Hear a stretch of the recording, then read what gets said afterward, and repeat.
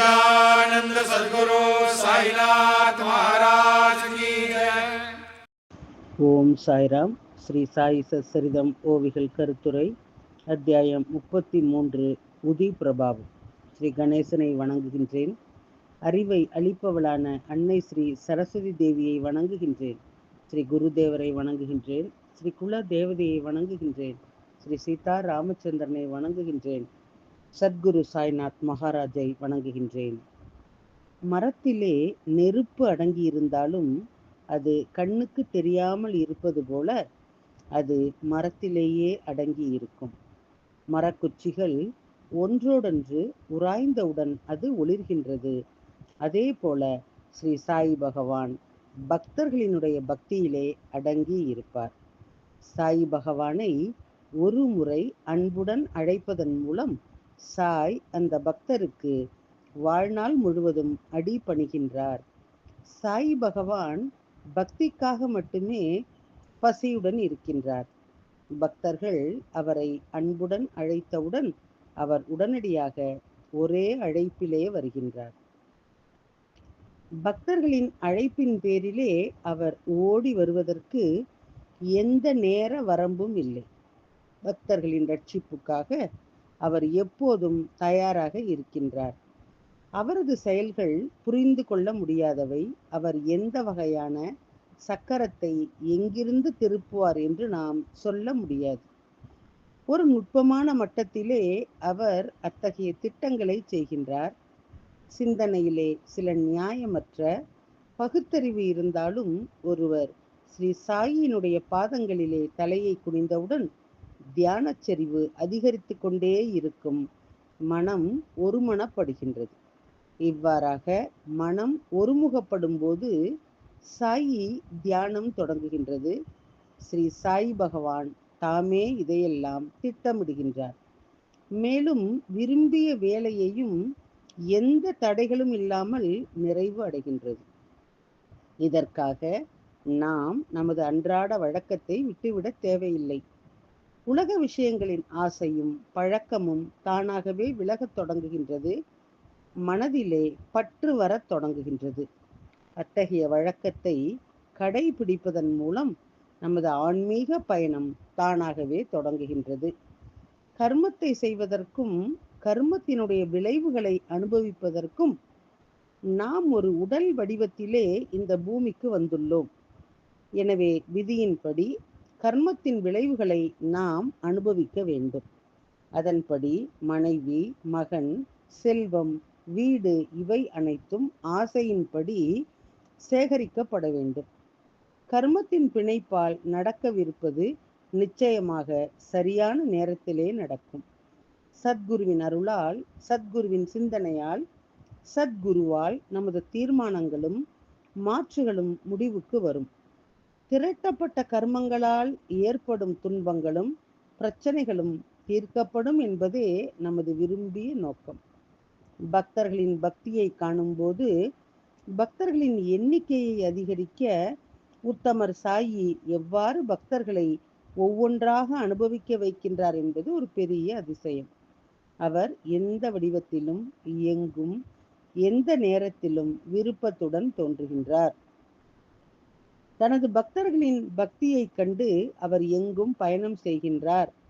தனது பக்தர்களின் நலனுக்காக இடம் மற்றும் காலத்தின் எல்லைகளை உடைக்கின்றார். கேட்பவர்களே, அதே இயல்புடைய மற்றொரு கதையை கவனமாக கேளுங்கள். துறவிகளும் முனிவர்களும் தங்கள் பக்தர்களின் ரட்சிப்புக்காக இரவும் பகலும் எவ்வாறு துன்பப்படுகின்றார்கள் என்பதற்கு இந்த கதை ஒரு சிறந்த உதாரணத்தை முன்வைக்கின்றது.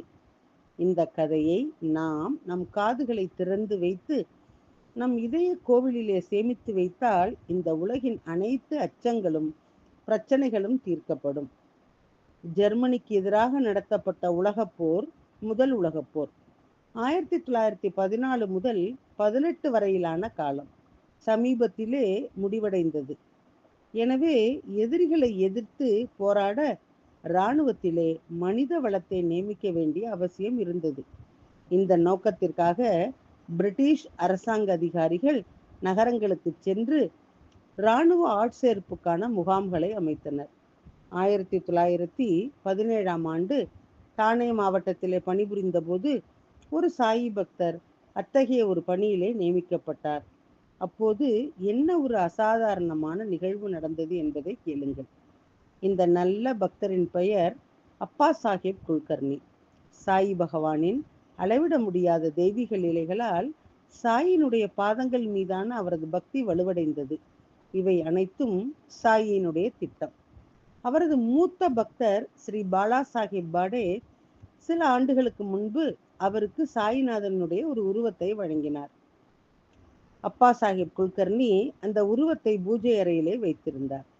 ஸ்ரீ அப்பா சாஹேப் தனது முழு இதயத்தாலும், உடலாலும், பேச்சாலும், மனதாலும் அதே நறுமணத்துடன் உடைக்கப்படாத அரிசி மற்றும் பூக்களுடன் நைவேத்தியத்தை வழங்குவதன் மூலம் தினமும் பாபாவினுடைய சிலையை வணங்குவார். இந்த கர்மம் எப்போது நிறைவடையும்? எப்போது மனதிற்கு ஏற்ப யோகம் உருவாகும்? சாயி பகவானின் நேரடி தரிசனம் எனக்கு எப்போது கிடைக்கும்? அப்பாவுக்கு அவ்வளவு வலுவான ஆசை இருந்தது. சாயிநாதருடைய உருவத்தையும் சிலையையும் தரிசனம் செய்வது நேரடி தரிசனம் பெறுவது போன்றது. பக்தர்களுடைய பக்தி தீவிரமாக இருக்க வேண்டும். அப்போதுதான் பக்தர்கள் அவ்வப்போது அனுபவத்தை பெறுவார்கள். பாபாவின் சிலையை பார்ப்பது பாபாவை நேரிலே பார்ப்பதற்கு சமம். அதே அர்த்தத்தை வெளிப்படுத்தும் கீதையை இப்போது கேட்போருக்கு வழங்கப்படுகிறது. ஒரு முறை நவீன துக்காரா மகாராஜ் என்று அழைக்கப்படும் ஹரி பக்த பாராயண் பாலாஜி சுதார் பாபாவை பார்க்க ஷீரடிக்கு சென்றார். பாலாஜி முதல் முறையாக ஷீரடிக்கு வந்திருந்தார். சாயி பகவானை தரிசனம் செய்வது இதுவே முதல் முறை. அப்போது கூட தரிசனம் செய்து கொண்டிருந்த போது பாபா பாலாவிடம் தெளிவான வார்த்தைகளிலே கூறினார், நானும் அவரும் 4 வருடங்களாக ஒருவரையொருவர் அறிந்திருக்கின்றோம். இது எங்கள் முதல் சந்திப்பு. நாங்கள் இதற்கு முன்பு சந்தித்ததில்லை. ஆனாலும் பாபா ஏன் இதை சொன்னார்? பாலா புவா மிகவும் ஆச்சரியப்பட்டார். பாபா ஷீரடியை விட்டு எங்கும் செல்லவில்லை. நானும் இன்றுதான் முதல் முறையாக ஷீரடிக்கு வந்திருக்கின்றேன். ஆனாலும் பாபா 4 வருடங்களுக்கு முன்பு அவரை அறிந்திருப்பதாக சொல்கின்றார். இது எப்படி சாத்தியம்? இப்படி ஒரு கேள்வி அவருடைய மனதிலே எழுந்தது. இப்படி யோசித்துக் கொண்டிருக்கும் போது 4 வருடங்களுக்கு முன்பு நான் பாபாவினுடைய